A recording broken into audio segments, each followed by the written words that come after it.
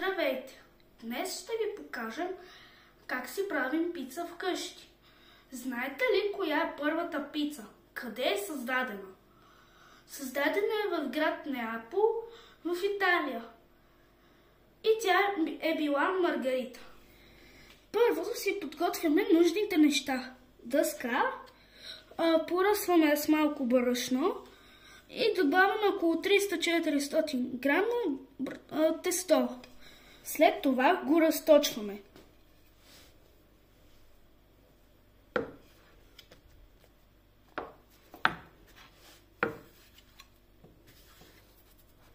Сега, след като се разточи тестото, хубаво е да се сложи върху един такъв камък, който има за печене на пица, защото става по-равномерно печенето. Сега първо слагаме малко кетчуп и размазваме хубаво.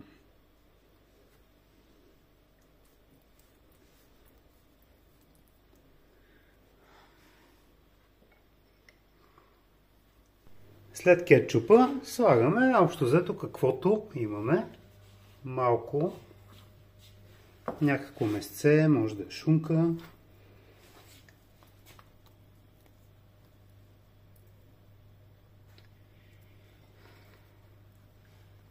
Малко гъби нарязани.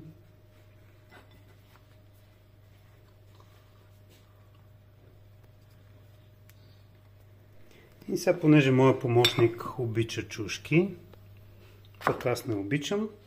Аз обичам лук, той не обича, всеки ще си сложи от неговата страна това, което обича.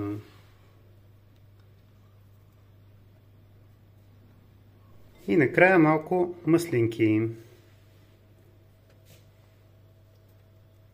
Като всичко е сложено равномерно, слагам пицата да се пече.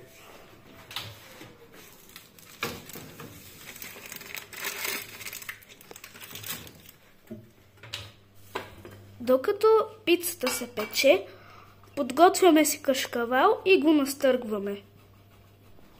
Последните 10 минути поръсваме кашкавал върху пицата, за да се запече и той хубаво. Разтиваме го равномерно.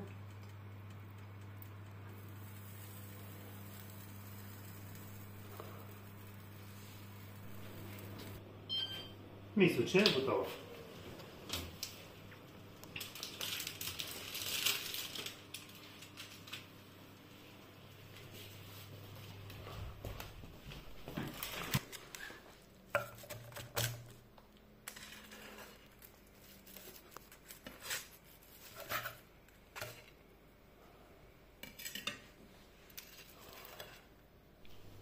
На здраве! И добър апетит!